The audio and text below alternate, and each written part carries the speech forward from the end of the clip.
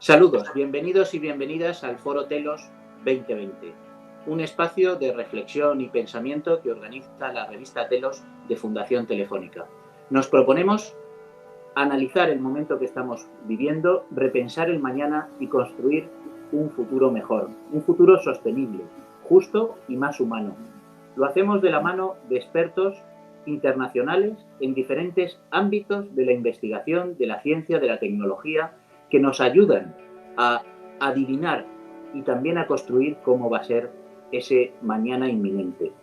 Hoy tenemos a dos personalidades excepcionales en ese mundo, en ese ámbito de la ciencia y de la investigación. Son María Blasco, doctora en bioquímica y biología molecular por la Universidad Autónoma de Madrid y directora del Centro Nacional de Investigaciones Oncológicas. Es un referente en todo lo que tiene que ver con la biología, con la vida. También tenemos a Juan Ignacio Cirac. Es director de la División de Teoría del Instituto Max Planck de Óptica Cuántica y es el referente universal, el referente mundial en todo esto que tiene que ver con la física cuántica. Los dos están en ámbitos que sin duda van a determinar nuestro futuro más inmediato, que está ya determinando nuestro futuro inmediato, aunque todavía, y sobre todo en esta espesa niebla que supone COVID-19, no acertamos a adivinar. Con vosotros, con María, con Ignacio y con quienes nos estáis escuchando, vamos a desentrañar esa realidad que hay detrás de esa niebla. María, Ignacio, muchísimas gracias por estar aquí. Yo os voy a lanzar una primera cuestión y es para que nos digáis primero cómo estáis, pero cómo estáis desde las responsabilidades que tenéis en este momento tan determinante, tan clave para la historia de la humanidad. Saludos, María.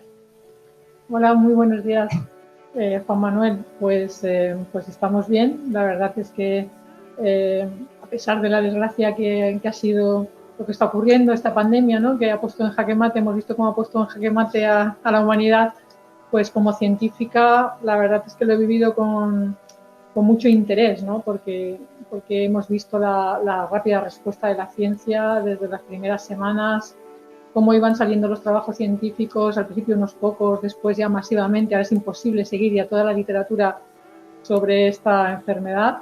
Y bueno, desde el CENIO, pues a pesar de que somos un centro de cáncer, enfocados al 100% en la biología molecular del cáncer, también hemos contribuido a entender este nuevo virus, a diseñar nuevas maneras de detectarlo y sobre todo a entender las enfermedades que produce, porque el virus produce después enfermedades, pueden ser fibrosis, etcétera, que implican también conocimiento de medicina regenerativa, conocimiento de los mecanismos del envejecimiento, etcétera. O sea, desde el CENIO, desde luego lo hemos vivido con mucho interés y también desarrollando proyectos relacionados.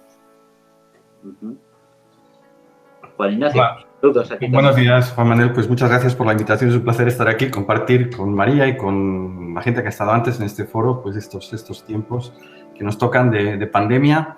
Pues yo vivo en Alemania ya desde hace 25 años y he pasado aquí todos los últimos meses, no he podido viajar, evidentemente, y eso pues ha modificado mucho la forma en la que tenemos de vivir y trabajar, como le ha pasado a todo el mundo.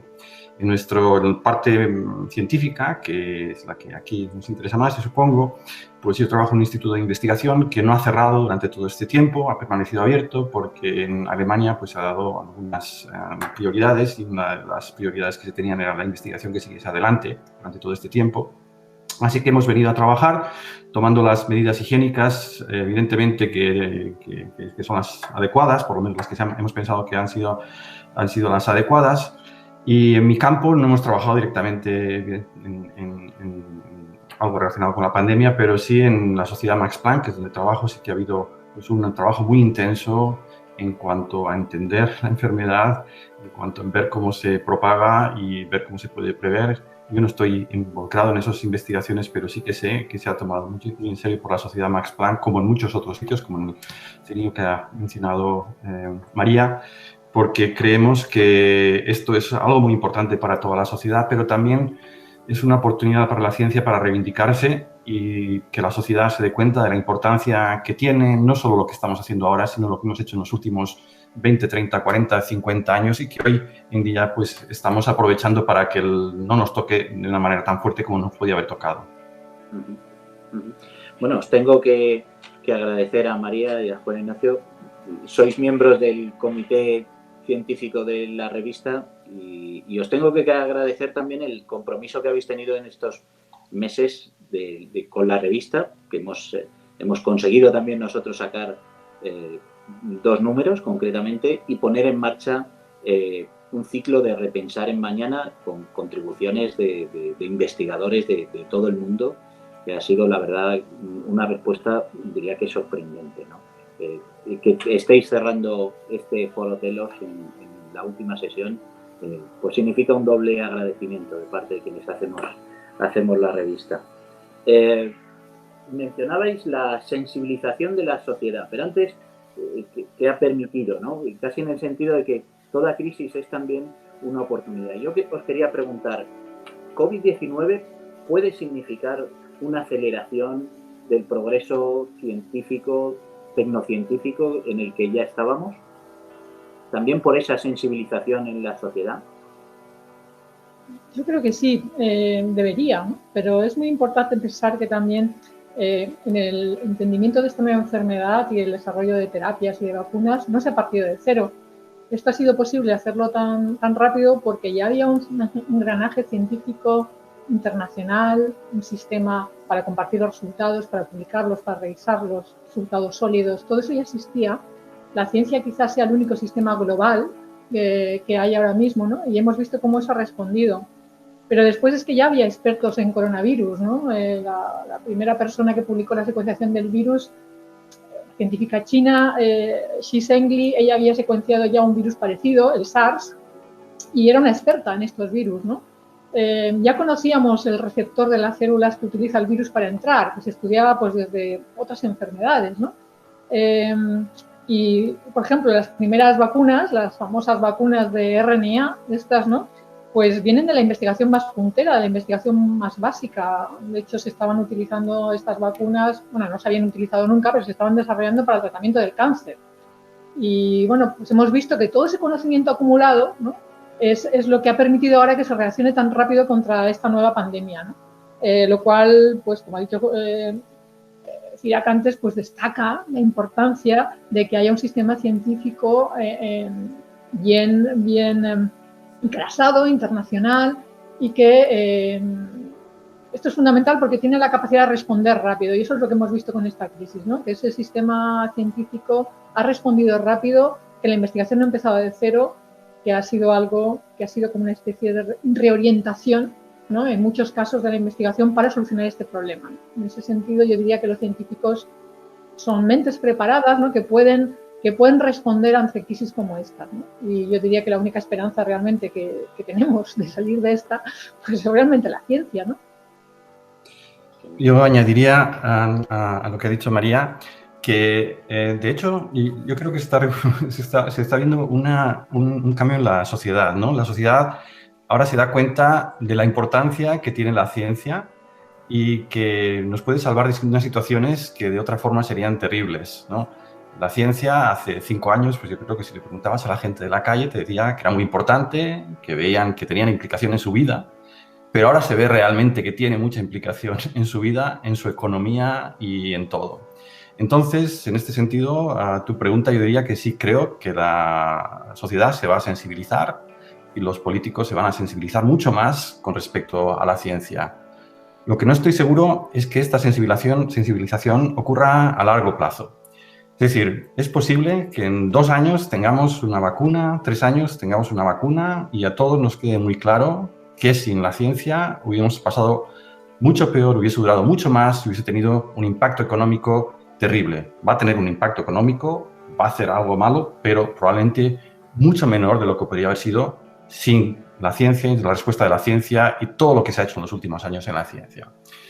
Y eso lo verá la gente, yo creo, y lo verán la gente. Lo que pasa es que esto se suele olvidar muy rápidamente y al cabo de 3, 4, 5 años, mientras no haya más pandemias, pues esto se va a olvidar y eso es lo que temo yo, ¿no? Que luego se olvide y que no solo una pandemia, sino otras cosas que pueden pasar. Pueden haber terremotos, pueden haber muchas cosas que si estamos preparados, como lo estamos ahora, en cierta forma, pero lo podríamos estarlo si realmente se toman las medidas adecuadas, a niveles adecuados, pues que esto se pase de largo, ¿no? Que tenga un impacto solo a corto plazo.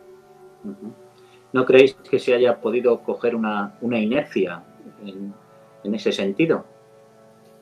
Yo espero que sí. O sea, yo entiendo la preocupación de que esto se pueda olvidar rápido y, de hecho, oímos a los mandatarios hablar de vacunas y de tratamientos y como la solución, ¿no? Como una manera de tranquilizar a la población. Pero me gustaría oírles hablar más de presupuesto de ciencia, ¿no? De que esto va a hacer que haya unos planes estratégicos a nivel estatal, ¿no? Fomentando la investigación científica a largo plazo, porque hemos visto que esto es lo que nos va a sacar de estas crisis globales, que como bien se ha mencionado, ahora ha sido una pandemia, pero puede ser en el futuro las consecuencias del cambio climático, falta de alimentos, el impacto de un meteoro que pueda llegar a la Tierra, no sé. Está claro que todas estas cosas, si alguien las puede solucionar o prevenir o aminorar el impacto, va a ser la ciencia, ¿no? Y yo es lo que me gustaría oír más de inversión en ciencia, ¿no? Ahora estamos oyendo de la ciencia como solución, pero que también hablen de la ciencia como algo donde hay que invertir y tiene que ser estratégico para un país. Eso sí que quería también añadir a lo que dice María, que es importante tener en cuenta, sobre todo en momentos de crisis como es la que tenemos ahora y económica, que hay muchas necesidades que cubrir para la sociedad y hay que hacerlo, pero hay una visión a largo plazo que hay que también tener en cuenta y hay muchos países que no lo tienen. Tienen una reacción solo a corto plazo, a resolver, a tapar agujeros y eso tiene consecuencias más adelante que son más graves. Y hay otros países que no, otros países que cuando hay crisis precisamente es cuando más invierten en ciencia, porque saben que eso es lo que les va a salvar en el futuro, lo que va a hacer que despegue la economía, que se despegue muchas cosas. Entonces yo creo que es importante en estos momentos, no solo en el futuro que hablamos, que pasarán 2, 3, 4 años, sino que en estos momentos se tenga eso en cuenta y que se apueste definitivamente por las ciencias.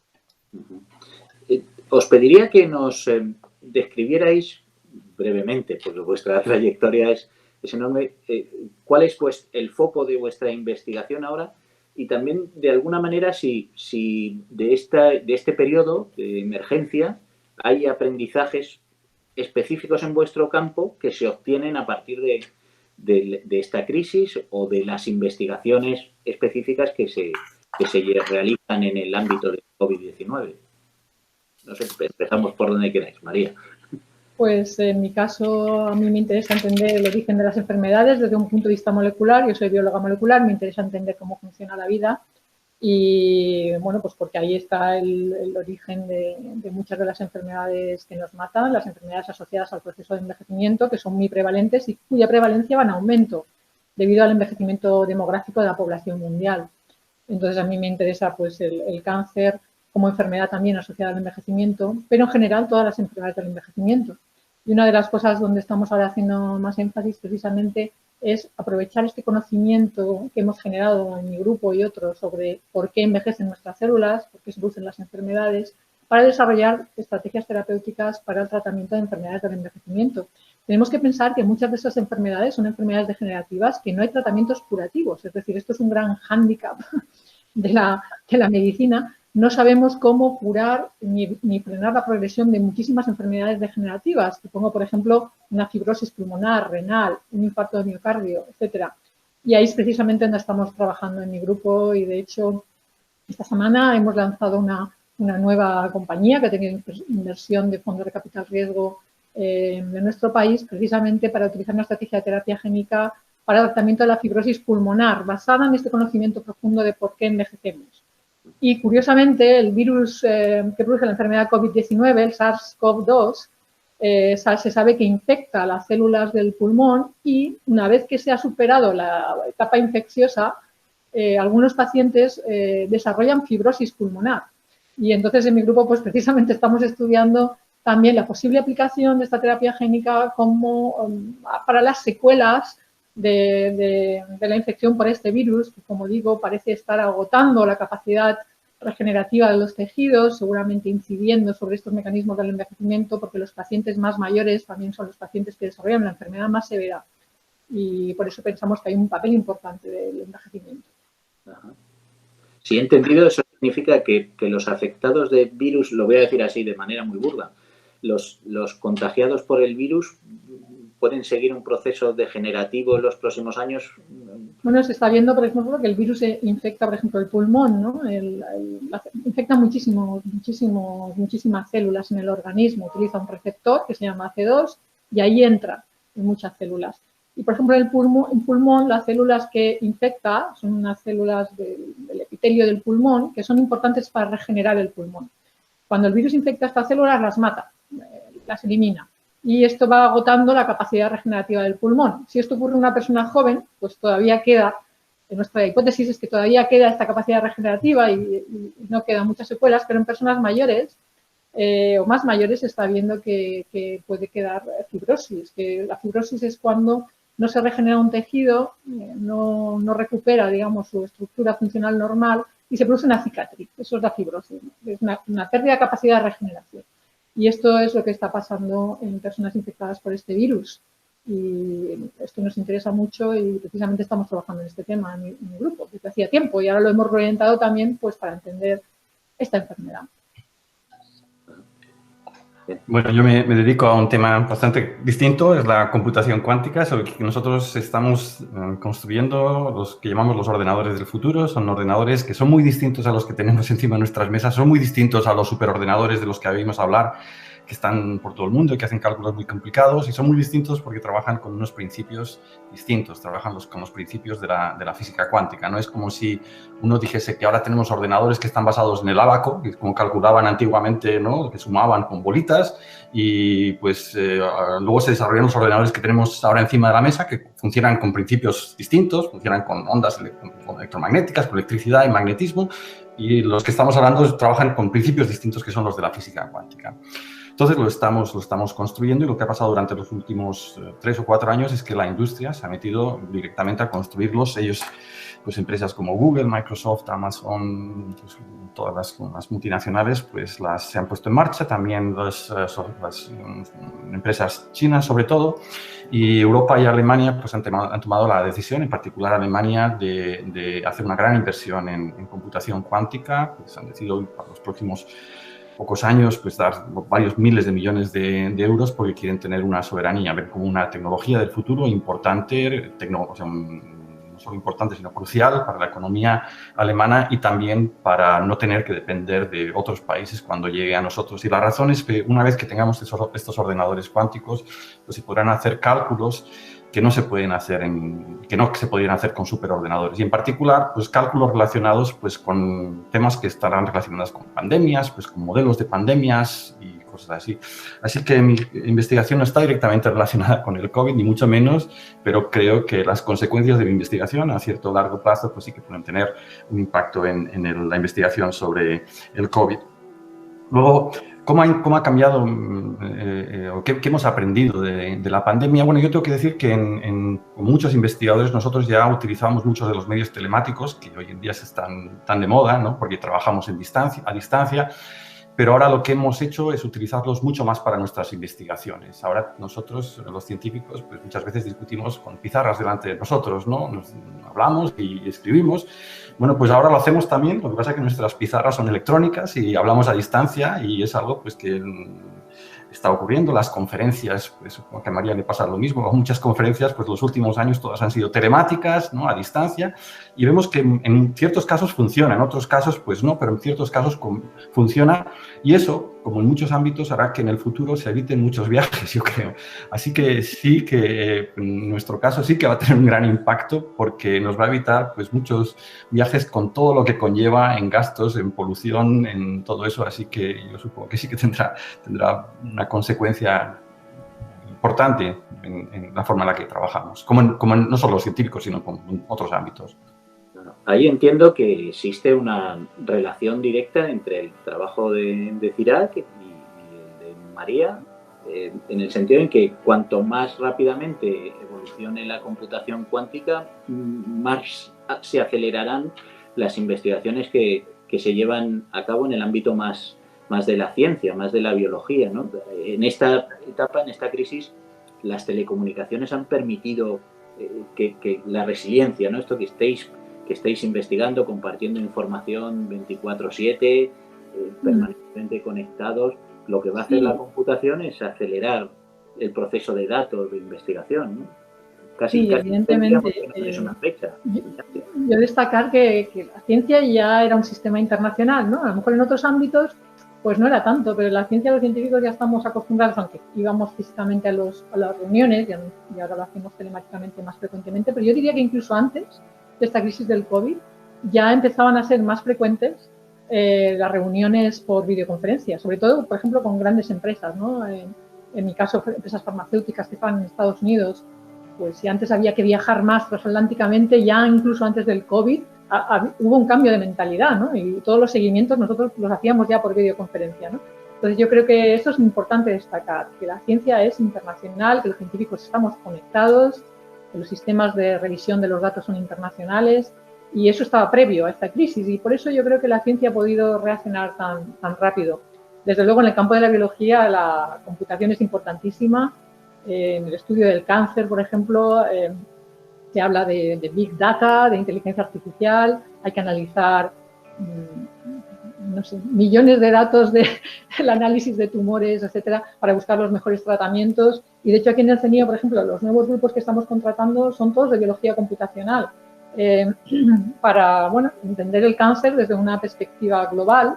Hasta ahora el estudio del cáncer por eso ha sido un poco naif, si puedo utilizar esta palabra, porque se han elegido pues, unos pocos genes que iban encontrando los biólogos e intentar pues, ver si ese gen era la solución del cáncer, ¿no? Y ahora vemos que el cáncer es una enfermedad complejísima y realmente toda la biología computacional está ayudando muchísimo, ¿no? Al desarrollo de nuevos tratamientos contra el cáncer.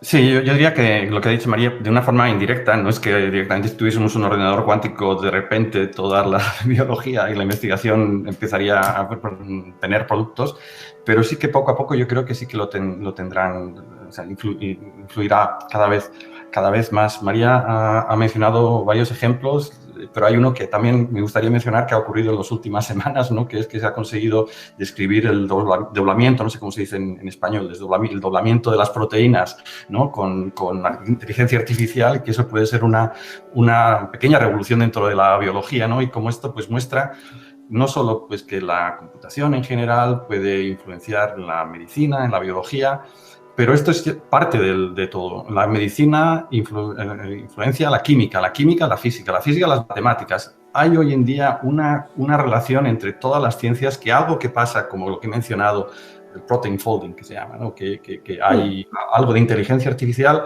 automáticamente va en muchas direcciones. A nosotros nos ha llegado en computación cuántica diciendo que se podría acelerar todavía más este tipo de procesos con ordenadores cuánticos. Es decir, que también, como decía María, ¿no? Ahora la ciencia, estamos muy comunicados, hablamos los unos con los otros, ya no es la ciencia de hace 100 años en la que uno se metía en el laboratorio, se pasaba 3 años y descubría algo, ahora estamos comunicados y eso hace que vaya muchísimo más rápido, que estemos mucho más preparados de lo que estábamos anteriormente. Ahí introducís un aspecto interesante, ¿no? Porque quizá la opinión pública general y por lo que nos trasladan los medios de comunicación, parece que estuviéramos en una carrera internacional agresiva incluso por ver quién consigue antes la vacuna y quién consigue el liderazgo en la inteligencia artificial, esa competencia, incluso generando ciertos temores hacia la posición de China, Rusia, Estados Unidos, Europa, y no acabamos de saber dónde estamos colocados. ¿Realmente existe esa carrera agresiva y participáis los científicos, los investigadores de esa disputa, de esa carrera? Bueno, pues la ciencia, por una parte, es muy colaborativa, internacional, y hay muchos equipos multidisciplinares, etcétera, como ya hemos dicho, pero es competitiva, porque al final cuando descubres algo, pues el primero que lo descubre es quien se lleva la gloria, digamos, ¿no? Entonces, es colaborativa, es un sistema global colaborativo muy bien engrasado, pero es competitivo. Y bueno, pues esto es obvio, ¿no? No sé, o sea, una cosa no se va a descubrir varias veces. A veces se descubre todo a la vez o varios grupos lo descubren a la vez, pero una vez que está descubierto, ¿no? Y eso hace que haya una competitividad. Sí, yo estoy completamente de acuerdo. Simplemente añadir que esa competitividad pues no tiene nada de malo. En cierto sentido, muchas veces es muy buena, ¿no? Que haya competencia para que se vaya más rápidamente. Lo único que ocurre es lo que tú has mencionado antes, ¿no? Que llega un problema que puede pasar al siguiente paso, ¿no? Que haya, pues, nosotros lo ponemos en el contexto de los computadores cuánticos, tú lo has puesto en el contexto de la inteligencia artificial. Tú imagínate que un día un país que no es europeo desarrolla un ordenador cuántico y son los únicos que tienen ese ordenador cuántico. Entonces quiere decir que podrían hacer diseños de fármacos mucho más rápido que nadie, que podrían diseñar materiales mucho más rápido que nadie, que tendrían acceso a muchísimas patentes, que dominarían de alguna forma una parte importante de la investigación y la tecnología. Entonces, con eso hay que tener un poco de cuidado. Y entonces, los científicos no tenemos responsabilidad de eso, pero sí que pensamos que los políticos, los que hacen las leyes, ¿no? Los legisladores, tienen que tenerlo en cuenta para que se beneficie toda la humanidad de eso. Es decir, competencia muy buena, muy productiva, pero también tiene que haber una legislación y una cierta regulación para que no ocurra algo así, que nos podamos beneficiar todos, por supuesto, las empresas, los emprendedores, todos nosotros, ¿no? Pero de una forma ordenada. Sí, totalmente de acuerdo. Ahí en vosotros que sois partícipes y protagonistas de Telos hemos hablado en numerosas ocasiones de las cuestiones éticas, ¿no? Debería haber un marco ético global, incluso revisado a partir de estas experiencias de COVID-19. ¿Cómo entendéis ese marco ético? Yo creo que hay marcos éticos en el contexto de la Comunidad Europea, por supuesto, todos los países que pertenecen a la Comunidad Europea, pues tienen los países, ¿no?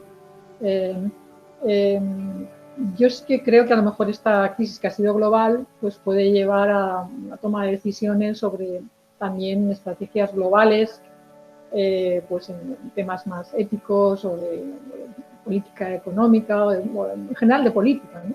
Eso sí que uno esperaría que ocurriera, ¿no? Para estar prevenidos para crisis futuras. De alguna manera estamos viendo un poco esos pequeños problemas, ¿no? Esas pequeñas aristas, ¿no? Si la vacuna se aprueba antes en el Reino Unido, que se aprueba en Europa o en Estados Unidos. O sea, estamos viendo que ahí hay ciertas cosas que deberían de engrasarse un poco, quizá a nivel internacional, ¿no? Quizá esta pandemia, pues haga que haya organismos a nivel internacional que puedan estar coordinando esto, ¿no? Pero en general yo diría que, bueno, que la ciencia está muy regulada. Está muy regulada ya y hay muchas regulaciones que se tienen que cumplir y que se cumplen en los centros de investigación, por lo menos en un contexto europeo, ¿no? También con los medicamentos, la aprobación de medicamentos, ensayos clínicos, etc. Estamos viendo cómo todo esto se ha acelerado, ¿no? Por la urgencia de tener vacunas, ¿no? Pero el que se haya acelerado no quiere decir que se esté haciendo mal, necesariamente. A veces la gente piensa, bueno, es que seguro que se está haciendo mal porque va más rápido. No necesariamente. Sí, yo también añadiría esto que sí, que o sea, hay que hacerlo de manera ordenada. Lo que ocurre es que a veces la ciencia va muy rápido y es difícil seguirla. No conozco el caso tanto de los temas relacionados con la pandemia, con la biología o con la medicina, pero sí hay un caso que a mí me llama mucho la atención, que es el de la inteligencia artificial o el de los datos, ¿no? O sea, hoy en día todos tenemos acceso a servidores, a buscadores, nos metemos en miles de sitios y esos datos pues nos los guardan, nos los utilizan luego para vendernos cosas, ¿no? Y eso me parece a mí que todavía no está lo suficientemente regulado porque ha ido muy rápido. O sea, no es un problema de que no se quiera hacer, sino que ha ido muy rápido. Y yo creo que eso, bueno, lo dice muy bien el presidente de Telefónica, ¿no? Que los datos tienen que ser un derecho propio, es casi un derecho humano, ¿no? Nosotros tenemos que tener el derecho sobre nuestros datos, ¿no? Yo tengo que ser capaz de decir si mis datos los puede tener alguien y puede comercializar con ellos o no, o lo quiero hacer yo.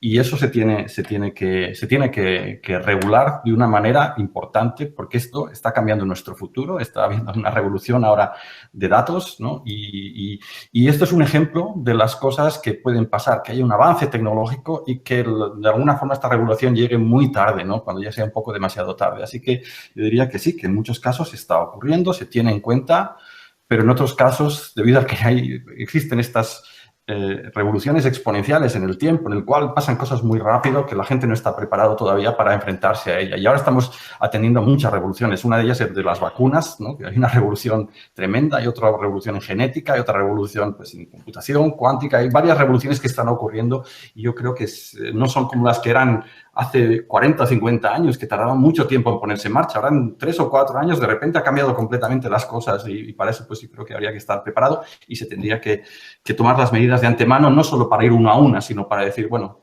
ahora nos están llegando todas estas revoluciones, ¿cómo ponemos para que hay un beneficio a la sociedad no completa?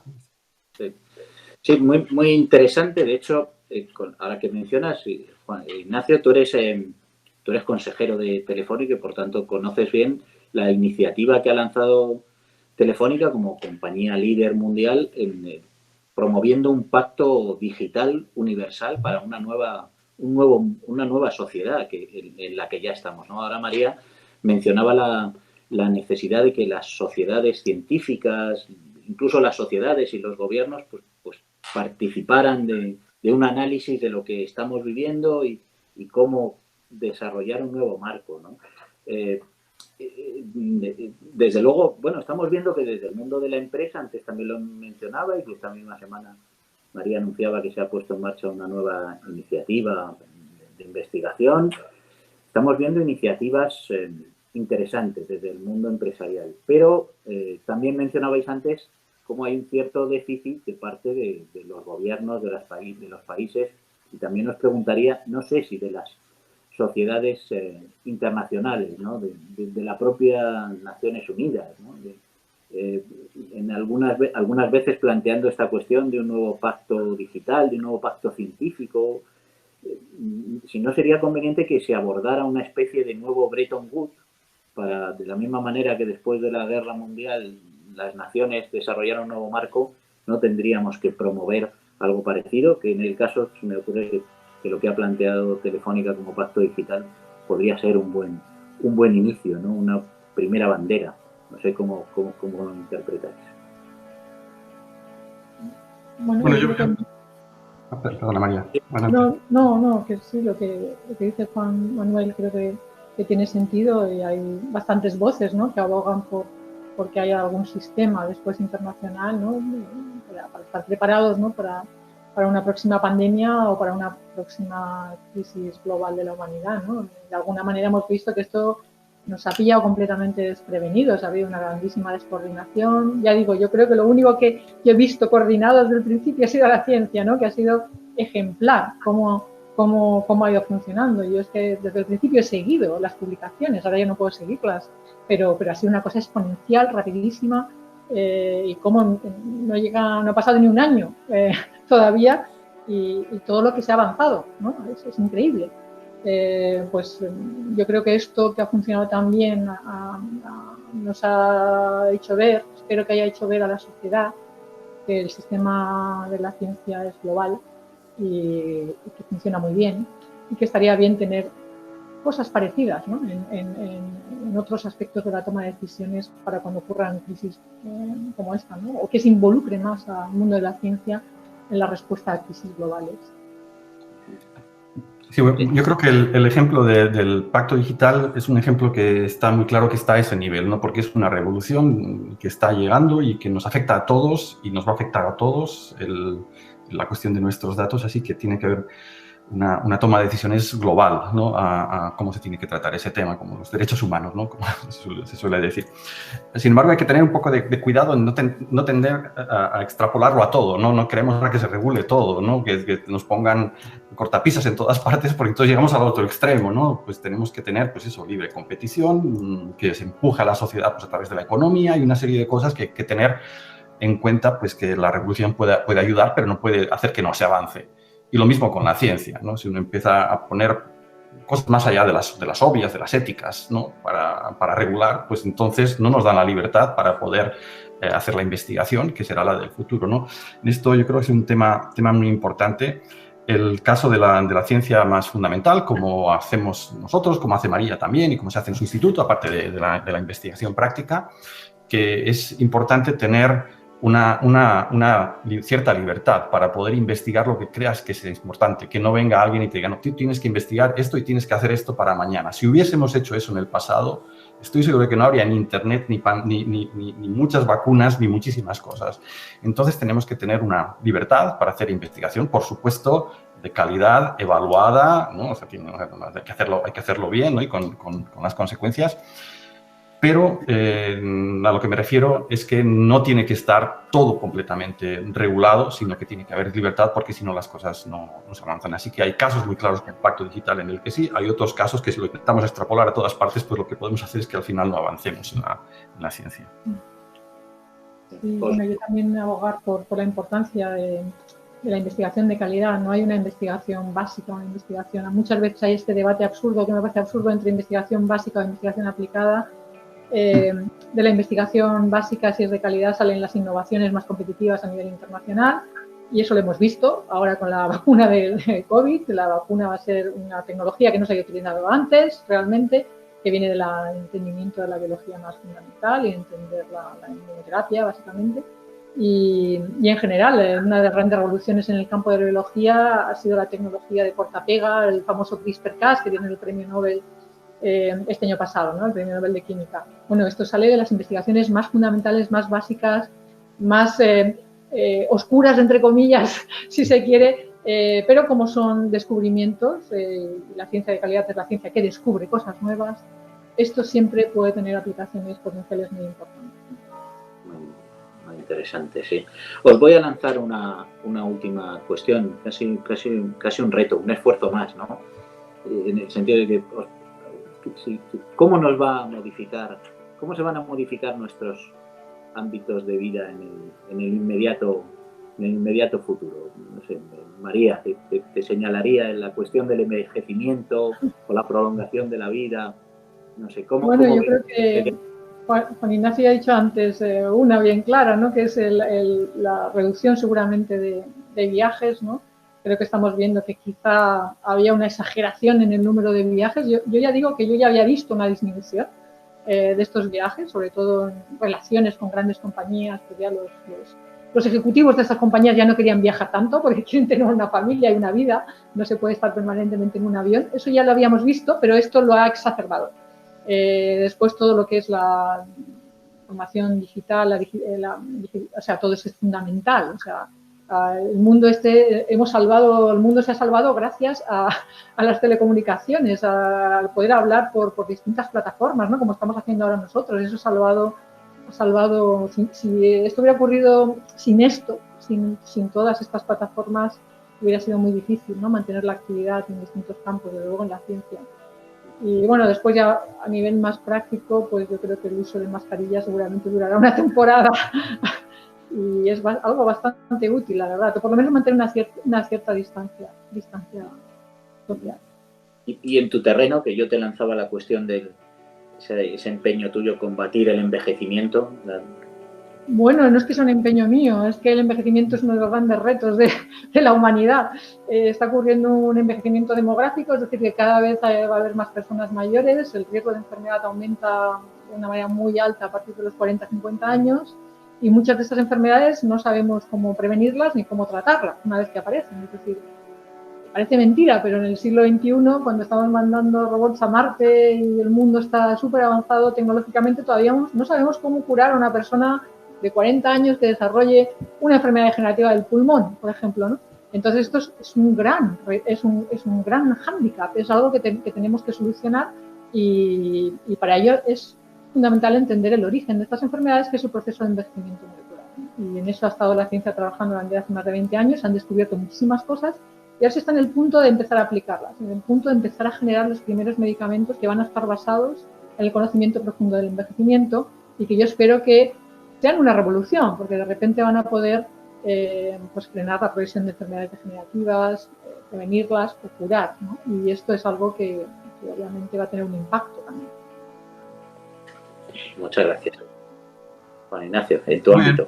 Pues simplemente añadir que, bueno, yo creo que María lo ha dicho todo, añadir tal vez una anécdota, ¿no? Que yo creo que, algo que no tiene demasiada importancia, pero Bueno, esta revolución que ha habido, o lo que está ocurriendo con las telecomunicaciones, ¿no? Que nos estamos dando cuenta de que las vamos a utilizar cada vez más, van a sustituir nuestros viajes, yo creo que van a dar lugar a un cambio que todavía no estamos viendo, pero que va a pasar en la forma que tenemos de comunicarnos. Y esto va a dar lugar también pues, a mucha innovación, muchas formas nuevas de comunicarnos, ¿no? Yo me imagino que a lo mejor en 3, 4, 5 años, en vez de estar viéndonos ahora como estamos, nos estamos viendo en 3 dimensiones, con gafas, nos podemos dar la mano virtualmente, ¿no? Van a ocurrir muchas cosas de este estilo y, de hecho, yo si ahora tuviese pues, 20 en vez de 50 y pico años, pues a lo mejor lo que haría es montar una empresa de algo así, intentar sacar adelante eso, porque veo unas posibilidades que, si me preguntan, hace 3 años no las veía, pero ahora sí que las veo. Así que yo creo que dentro de la comunicación va a haber también un cambio muy grande, ¿no? Que vendrá en los próximos pocos años. Sí, sí. Quizá consigamos tocarnos a través de la sí. Pues es tan placentero escucharos, tan enriquecedor que no os soltaría nunca si tuviera, ¿no? Pero tenemos que limitar porque vuestras responsabilidades también lo exigen, de manera que agradeceros enormemente vuestro tiempo, vuestra sabiduría compartida y vuestro compromiso con la revista Telos y con el foro Telos de Fundación Telefónica. Muchísimas gracias, de verdad, María, Ignacio, muchas gracias.